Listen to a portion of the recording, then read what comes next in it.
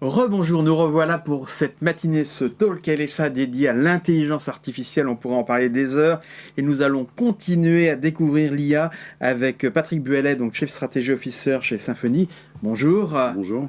Je vais vous laisser la parole pendant 20 minutes pour tout nous expliquer. Je vais essayer de vous expliquer, peut-être pas tout, mais en tout cas ce qu'on fait. Donc déjà, je vais peut-être présenter rapidement notre société. Donc la société donc Symfony AI. Donc comme son nom l'indique, on se targue d'utiliser l'intelligence artificielle au niveau d'un groupe. Et ce groupe a décidé d'investir dans des moteurs d'intelligence artificielle de manière à les utiliser par la suite dans un certain nombre de secteurs verticaux, la finance et la détection de fraude notamment, et la grande distribution et le retail que je représente aujourd'hui. D'autres sociétés font partie du groupe, et donc on a un investissement qui a été fait de façon générale sur l'IA depuis 2017, donc ça date pas d'hier. Et on utilise ces moteurs d'intelligence artificielle à plusieurs niveaux. Et on va voir dans le secteur que je représente du groupe, qui est Symfony Retail, donc la partie utilisation dans la grande distribution. Donc au niveau de la grande distribution, on va voir un certain nombre de cas d'usage et de cas d'usage de l'intelligence artificielle, sachant que l'intelligence artificielle, c'est vraiment un domaine très vaste, comme les mathématiques, et on verra qu'il y a différents types d'intelligence artificielle et différents types d'usages qu'on a utilisés de manière à optimiser les processus typiques de la grande distribution. Un des soucis, ou en tout cas des questionnements autour de l'IA, c'est la qualité en fait ou la pertinence en fait des résultats générés par l'IA. Tout le monde parle d'IA générative aujourd'hui. Il existe des différents modèles d'IA générative. Tout le monde parle de ChatGPT, de Claude ou d'autres. Cette IA générative, je ne vais pas rentrer dans une description des fonctionnalités, mais est à base de LLM, de Large Language Model, qui vont en fait analyser et qui vont à la fois comprendre ce qu'on appelle des prompts, c'est-à-dire des questionnements, les interpréter, rechercher des solutions et les synthétiser.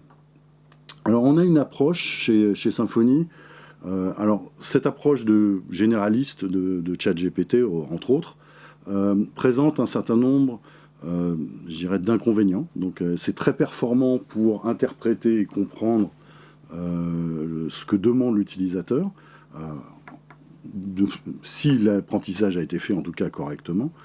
Néanmoins, on a des phénomènes qu'on appelle les phénomènes d'hallucination, qui peuvent présenter en fait des résultats qui ne sont pas forcément corrects ou justes. Il y a des exemples par le passé où l'intelligence artificielle a appris sur des photos entre des chiens et des loups, par exemple, et ça avait déterminé à 99% quel était un chien ou un loup. Ce qu'on s'est rendu compte, c'est que l'apprentissage s'était fait notamment sur des photos où systématiquement les loups étaient présentés sur de la neige, en fond neigeux, et les chiens plutôt sur de l'herbe. Et en fait, ce que l'intelligence artificielle détectait, c'était le fond neigeux ou pas neigeux, et interpréter ça comme des chiens ou des loups. C'est un exemple assez classique, mais ça permet de voir en fait que pour donner des résultats, au moins dans un monde professionnel, tel que nous, le marché qu'on adresse, le marché de la grande distribution, si on parle de la France, c'est des gens comme Casino, Carrefour, Intermarché, mais on est présent dans 70 pays, donc on est présent aussi bien aux États-Unis avec des Walmart, des Albertsons, des Dollar General avec plus de 18 000 magasins, ou en Europe avec Deleuze et d'autres distributeurs, aussi bien en Europe de l'Ouest, Europe de l'Est aussi, et Asie. Donc ces gens ont besoin de résultats qui soient fiables. Et donc notre philosophie, et c'est ce que présente un petit peu ce slide, c'est on utilise l'IA générative en fait à deux niveaux principalement. On utilise l'IA générative principalement pour interpréter la question de l'utilisateur, que ce soit un responsable de catégorie, que ce soit un prévisionniste, etc. Et on va orienter et on va faire de l'apprentissage des modèles sur non pas les données brutes du constructeur ou du distributeur, pardon, mais sur des données et sur des algorithmes qui ont déjà été passés, des algorithmes qui peuvent être à base d'IA prédictive, si on parle de prévision par exemple, ou à base aussi de calculs mathématiques qui ne sont pas de l'intelligence artificielle, mais qui permettent, je dirais, de qualifier un certain nombre de données et de vérifier leur véracité, si on peut dire.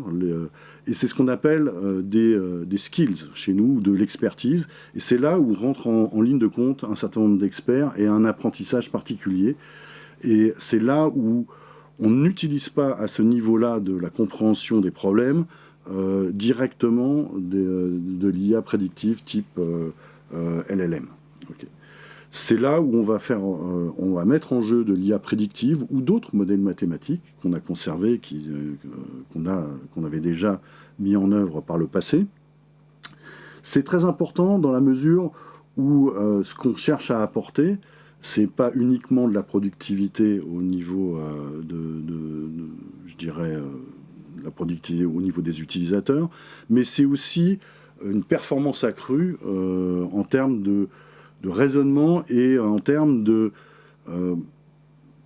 calcul et de véracité et de proposition. On va jusqu'à de la proposition, de la préconisation sur un certain nombre d'éléments de métier qu'on verra par la suite. Ici, on a pris l'exemple de promotion où un category manager peut très bien demander au système j'ai une promotion une remise de 34% sur une bouteille ici, une bouteille de whisky. Je trouve que la rentabilité n'est pas très bonne. Choisis-moi une promotion équivalente qui me permet d'avoir une meilleure rentabilité, un meilleur chiffre d'affaires, etc. Et c'est le système qui va faire appel. En première étape, il va comprendre la question. Deuxième étape, il va faire appel à un certain nombre de moteurs d'IA prédictive, tels que j'en ai mentionné, qui peuvent être de l'analyse des ventes, qui peuvent être de l'analyse des promotions passées, des mécaniques promotionnelles et des mécaniques d'optimisation de promotion avec de la prévision. Et on va faire appel de nouveau à de l'IA prédictive pour synthétiser la réponse. C'est-à-dire, c'est là où l'IA générative aussi a des facultés qui permettent de présenter, je dirais, les résultats d'une forme compréhensible et facilement exploitable par l'utilisateur. Dans l'exemple qu'on a fourni par ici, on va choisir une promotion qui est quasi équivalente, puisqu'en fait ça revient à 34% aussi de remise, mais qui favorise le volume, puisque c'est du 3 pour 2 dans le cadre d'une promotion sur cette bouteille de whisky. Donc on voit ici qu'on a une utilisation étagée de l'IA et de différents modèles d'IA et différents types d'IA. Une IA prédictive pour les calculs, pour, je dirais, quantifier et valoriser les gains ou les propositions, donc de manière à ne pas avoir de phénomène d'erreur ou que l'erreur, on parle de prévision, on est capable de quantifier les pourcentages d'erreur, la précision de la prévision, et ça permet ensuite de restituer l'information grâce à de l'IA générative de façon compréhensible pour l'utilisateur. Et donc on a à la fois un gain de temps, une facilité d'utilisation, mais des modèles qui sont plus performants. Donc c'est le meilleur, je dirais, des mondes. C'est-à-dire avoir un système où on ne perd pas de temps pour trouver dans des montagnes de données les informations nécessaires, les synthétiser manuellement tant bien que mal. Les utilisateurs n'ont pas le temps. Donc, et d'avoir par-dessus le marché, si je peux dire, la possibilité, je dirais, d'avoir des prévisions notamment, ou des calculs qui soient non seulement pertinents, mais vérifiables, documentés, donc qui permettent d'avoir une confiance dans le résultat qui a été généré par de l'IA. Et ça, c'est fondamental dans un cadre professionnel. Il faut apporter de la valeur au niveau, au niveau des utilisateurs et des sociétés, nos clients. Donc, c'est fondamental d'avoir utilisé ce mécanisme. Donc, ce que je synthétise dans ce slide, c'est qu'il faut interpréter la question. Donc ça, on utilise effectivement des modèles de type LLM. Il faut orienter la recherche, et donc l'apprentissage du modèle LLM va orienter la recherche vers des modèles d'IA prédictives ou d'ailleurs des modèles mathématiques éprouvés dans un certain nombre de cas. Et on va synthétiser la réponse et présenter des résultats et des explications au moyen aussi de l'IA générative, c'est-à-dire on va présenter des documents, des dashboards, des choses comme ça à la volée, de manière à satisfaire, je dirais, la partie intuitive et la partie user-friendly, si on peut dire, de la présentation de données qui est cruciale à l'heure actuelle, où les gens, clairement, ont de moins en moins de temps. Alors, dans quel domaine utilise-t-on ces techniques, entre guillemets je parlais de grande distribution. Donc, on a utilisé tout un tas de Cindy, notre outil d'analyse, qui est notre solution d'IA, permet d'optimiser un certain nombre de process retail classiques. Et on a pour philosophie d'essayer de briser, si on peut dire, ou de casser les silos entre la partie merchandising, marketing et typiquement supply chain. Autrement dit, la connaissance du client, d'un côté, en fonction de la connaissance du client, on devrait pouvoir générer une offre qui est pertinente en fonction de la stratégie de l'entreprise et de satisfaire et de fournir cette offre dans les magasins avec une supply chain, donc un approvisionnement et des prévisions qui soient pertinentes. Donc notre objectif, ce qu'on appelle le connected retail chez nous, c'est d'avoir une continuité entre ces différentes activités qui sont en général réalisées par des services différents chez nos clients, le merchandising pour la partie offre, le marketing, la connaissance client pour la partie connaissance client, segmentation client, et la partie supply chain pour la partie fourniture des produits au bon moment et aux bons endroits. Et donc on a créé cet outil Cindy de manière à avoir une plateforme qui possède ou qui récupère toutes les données nécessaires à la fois à l'optimisation des assortiments, c'est-à-dire quel produit doit être dans quel magasin ou sur quel canal de vente de façon optimale. Non seulement quel produit, mais comment le présenter. Quelle est la façon, le planogramme, ce qu'on appelle le planogramme en termes de merchandising, le plus efficace. Et en termes d'optimisation des assortiments, on va jusqu'à... bien sûr, on utilise de l'IA prédictive pour réaliser ces optimisations en fonction de contraintes de taille de magasin, de taille de linéaire, d'objectifs. On peut avoir des objectifs sur certaines catégories qui sont des objectifs de volume en unité, d'autres des objectifs de chiffre d'affaires ou de mix chiffre d'affaires-volume ou marge. Et donc ces contraintes sont intégrées dans nos modules d'IA, à la fois pour calculer, je dirais, l'assortiment optimal tel qu'on le voit, y compris jusqu'au niveau magasin, mais aussi on va jusqu'à utiliser l'IA pour vérifier que les préconisations d'assortiment et la façon dont ces assortiments sont mis en œuvre en magasin sont corrects. Et pour cela, on a un module qu'on appelle le Store Intelligence, qui est aussi à base d'IA, qui est de la reconnaissance d'images et qui permet au moyen soit de caméra, soit de smartphone,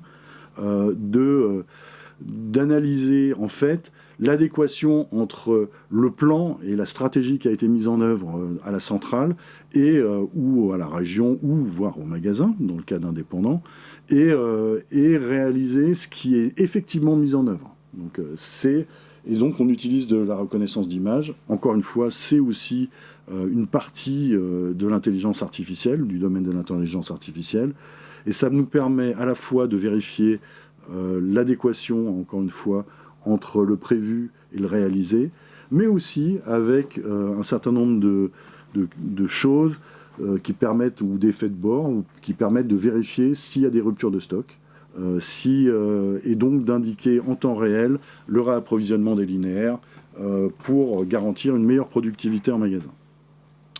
On a aussi, on parlait de promotion sur le premier slide, des notions d'optimisation de promotion. Donc les budgets promotionnels qui sont fournis par les fournisseurs ne sont pas extensibles à loisir. Donc l'idée est 40%, a priori, c'est les statistiques, je dirais, généralement admises, 40% des promotions sont considérées comme inefficaces. Donc l'idée est clairement d'utiliser le mieux possible les budgets promotionnels alloués par les fournisseurs. Et donc on a un module particulier en termes d'IA prédictive sur la partie promotion qui détecte les mécaniques promotionnelles les meilleures, en tout cas pour telle catégorie de produits, et qui fait jusqu'à des préconisations avec des objectifs chiffrés. La partie segmentation consommateur aussi, et la connaissance du client, est aussi quelque chose qui est fondamental, puisqu'elle est en amont de la partie assortiment, et permet d'utiliser un certain nombre de connaissances du comportement client, de manière à alimenter en fait le meilleur assortiment pour le distributeur.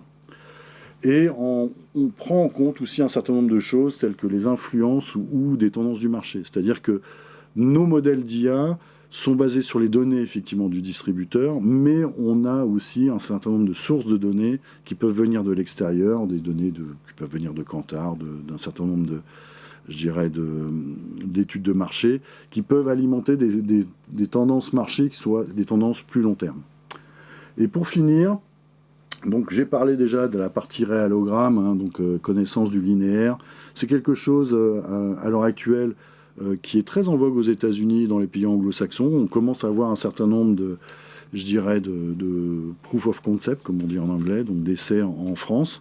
Casino a fait quelques essais là-dessus. Intermarché est en cours aussi. Mais c'est une adoption. On a plus de 10 000 magasins à l'heure actuelle en production sur les États-Unis. On a des gens comme Marks & Spencer en Angleterre qui ont commencé à mettre ça en œuvre de façon industrielle. C'est cette partie, donc reconnaissance d'image, qui n'a rien à voir avec l'IA générative, mais encore une fois qui est un des secteurs de l'IA qui apporte de la valeur au métier du retail. Et bien sûr, je dirais la prévision des ventes, ce qui est notre dernier domaine, sur lequel où on a investi depuis très longtemps, où on a des distributeurs, tant en France comme Casino ou Intermarché, qui utilisent nos solutions d'IA en termes de prévision, depuis des années maintenant, c'est pas quelque chose de nouveau. Et donc c'est une partie qui est plus orientée supply chain, mais qu'on développe de plus en plus dans le marché. Donc pour finir, on a cet écosystème qu'on appelle Cindy, qui permet en fait d'optimiser, dont l'objectif est d'optimiser tous les processus du retail au moyen de l'IA, générative, prédictive, reconnaissance d'image, donc différents types de technologies. Et voilà, je dirais, le cœur de notre offre à l'heure actuelle. Bien sûr, on reste aussi sur des domaines comme la supply chain et l'optimisation, de plus en plus d'IA, d'ailleurs, au sein, je mentionnais la prévision des ventes. Voilà un petit peu un tour d'horizon, je dirais, que de notre offre autour de l'IA et de la valeur que l'IA peut apporter dans le retail pour nos clients. Merci Patrick Buelet de toutes ces explications. Je trouve ça passionnant, la reconnaissance d'image. Effectivement, vous avez plein d'applications en Angleterre et aux États-Unis, et je crois que les Français vont devoir s'y mettre largement, même s'il y a déjà quelques tests, et ça laisse prévoir beaucoup de choses. Merci à vous. Donc ainsi va se terminer cette matinée dédiée à l'intelligence artificielle. J'ai envie de dire que quelque chose me dit que c'est pas la dernière matinée, parce qu'effectivement c'est l'avenir. Je vous invite à revoir le replay, je vous invite à partager le replay, à passer le message à vos collaborateurs. Il est disponible sur le site lsa.fr. Merci à tous nos orateurs, je vous souhaite une bonne journée et je vous dis à bientôt sur le web, dans nos événements ou tout simplement sur le site lsa.fr ou avec l'hebdomadaire. Merci et à bientôt. Au revoir, merci.